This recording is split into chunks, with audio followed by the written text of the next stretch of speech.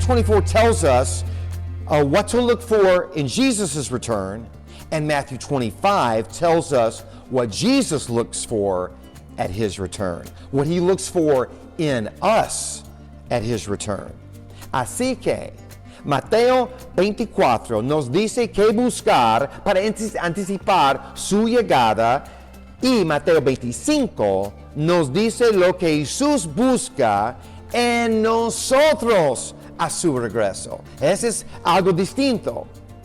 So the question is, are you prepared for Jesus' return? Entonces la pregunta es, ¿están preparados para el regreso de Jesús? What are you doing? Or how are you going to demonstrate your love and commitment in preparation for his coming? ¿Cómo va a demostrar su amor y compromiso en preparación a la llegada de Jesus? So I've got 3 questions to ask you today that I believe Jesus asked in preparation for his coming. Entonces yo tengo 3 preguntas importantes desde el capítulo 25 que son importantes a preguntar antes de la llegada de Jesús. First question, número 1, do I anticipate his coming? Anticipo la llegada de Jesús. Now, anticipation is more than waiting for something, okay? La anticipación es más que esperar por algo. It's more than waiting for a check in the mail or a good grade on a test. Es más que esperar a un cheque en el correo o una buena nota en un examencito. Anticipation is about my present actions in light of a future reality. La anticipación es acerca de mis acciones presentes a la luz de una realidad futura. It's about my actions and my attitudes in light of a future certainty. Es acerca de mis acciones y actitudes ahora a la luz de una certeza futura. So Jesus asked the question, do your actions reflect the reality of his coming? Entonces Jesús hace la pregunta, ¿tus acciones reflejan la realidad de su llegada? Are you preparing for his return? ¿Estás preparándote para su regreso? Now, we see this in the first story of the 10 virgins in Matthew 25, 1 through 13.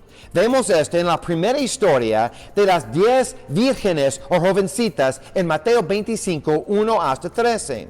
Now, 10 girls are chosen to participate in the wedding banquet.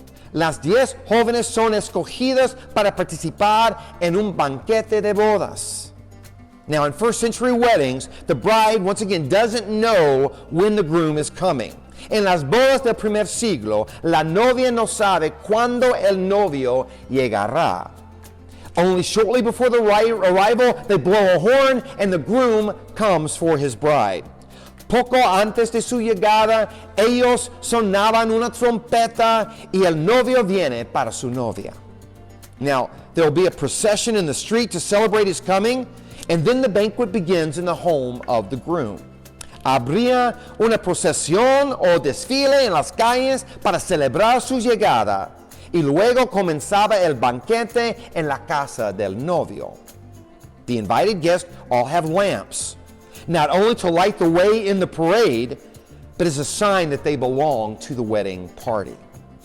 Los invitados tienen lámparas, no solo para alumbrar el camino en el desfile, pero como un señal que ellos pertenecían a la fiesta de bodas. Guys, your testimony must stand alone. Tu testimonio debe destacar por sí solo. You must personally be prepared. Debes estar personalmente preparado. Now, just because you attend church or look religious doesn't mean Jesus will recognize you. Solamente porque vienes a la iglesia o te ves religioso no significa que Jesús te reconocerá. I grew up in a Christian home, but that's not enough. Yo crecí en un hogar cristiano, pero no es suficiente. My grandmother faithfully prayed for me every day, but that's not enough. Mi abuela fielmente oró para mí cada día, pero eso no es suficiente. I must be able to stand before God and testify that Jesus is my Savior. Debo ser capaz de estar frente a Dios y testificar que Jesús es mi Salvador. Are you personally prepared? ¿Estás personalmente preparado? Have you anticipated His coming? ¿Has anticipado su llegada? Are you recognizable in the eyes of Jesus? ¿Eres reconocible a los ojos de Jesús?